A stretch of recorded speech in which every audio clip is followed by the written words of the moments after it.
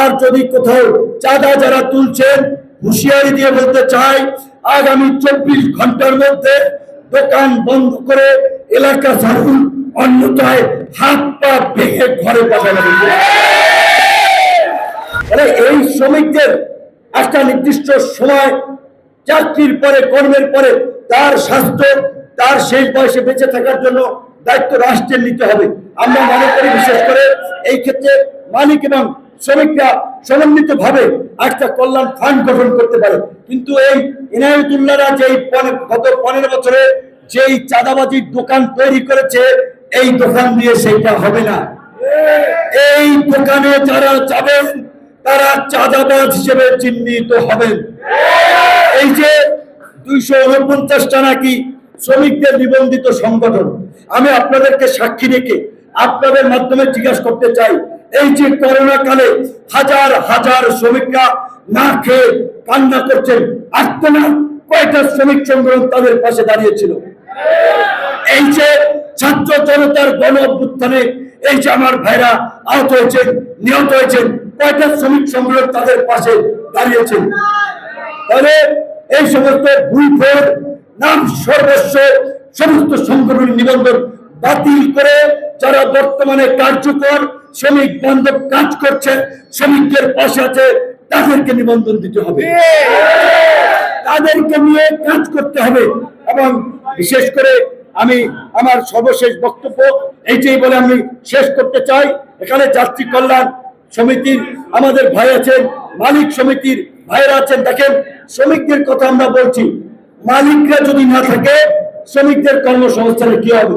কাজেই মালিকদের স্বার্থ সুরক্ষার বিষয়টাও অবশ্যই শ্রমিকদেরকে দেখতে হবে।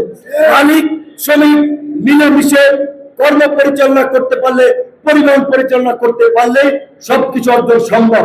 তবে আমাদের কথা পরিষ্কার, এতদিন মালিকরা আমরা জানি অমুক রাজনৈতিক দলের প্রোগ্রাম 10টা বাস দিতে হবে দেশে, অমুক রাজনৈতিক দলের প্রোগ্রাম 5 লাখ টাকা অনুদান দিতে হচ্ছে দেশে।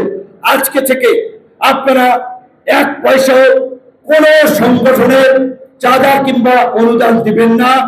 এবং যেখানে যেখানে চাঁদা উঠবে, টেম্পো স্ট্যান্ড, বাস স্ট্যান্ড, আজকে থেকে কোন টেম্পোলা ভাই রক্ত পানি করা 5 টাকা ওই ধান্দাবাজদেরকে দিবেন না। কোন বাস থেকে 70 টাকা না 60 টাকাও দিবেন না। আর যদি কোথাও চাঁদা যারা তুলছেন, হুঁশিয়ারি দিয়ে বলতে চাই, আগামী 24 ঘন্টার মধ্যে দোকান বন্ধ করে এলাকা ছাড়ুন, অন্যথায় হাত পা ভেঙে ঘরে পাঠানো হবে। পারবেন তো?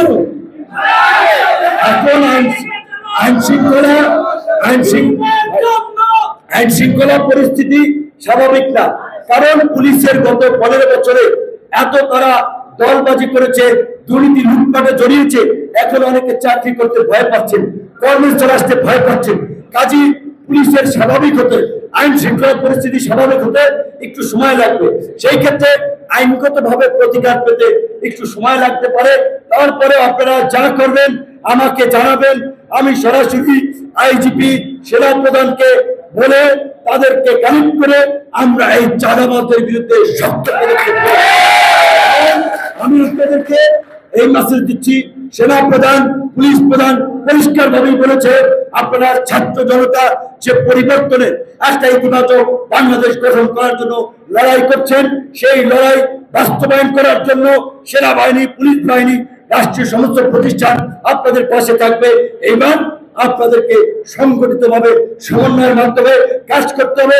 আগামীকালকে থেকে এই যে দোকানগুলো গাবতলী, মহাখালী, সায়দাবাদ, আপনারা শ্রমিক মালিক নেতৃবৃন্দ আপনারা যাবেন, আপনারা দেখবেন ওইখানে কারা টোল নেয়, কারা চাঁদাবাজ দেয়, ওদের তথ্য দিবেন, ওদের বিরুদ্ধে আমরা পুলিশের মাধ্যমে আমরা পদক্ষেপ নেব। আজকে যারা উপস্থিত থেকেছেন তাদেরকে ধন্যবাদ জানাই এবং মালিক শ্রমিকদেরকে একটা কথা বলতে চাই, আমরা এখানে কোনো ফায়দা নেওয়ার জন্য, সুবিধা নেওয়ার জন্য আমাদের এই সংগঠন কাজ করবে না। চাঁদাবাজ মুক্ত করার জন্য, দেশকে স্বাভাবিক